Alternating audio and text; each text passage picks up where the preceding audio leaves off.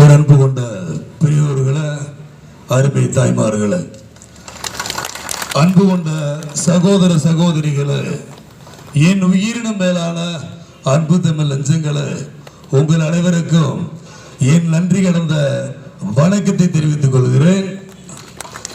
தேசிய முற்போக்கு திராவிட கழகம் இன்னைக்கு கட்சி ஆரம்பிச்சு 20 வருஷத்துல 25ஆம் ஆண்டு கொடிநாள் வெள்ளி விழாவில் இந்த ஈரோடு தெற்கு மாவட்டத்தில் இந்த மொடக்குறிச்சிங்கிற ஊர்ல உங்க முன்னாடி பேசுறது நினைச்சா மனசுக்கு ரொம்ப சந்தோஷமா இருக்கும்.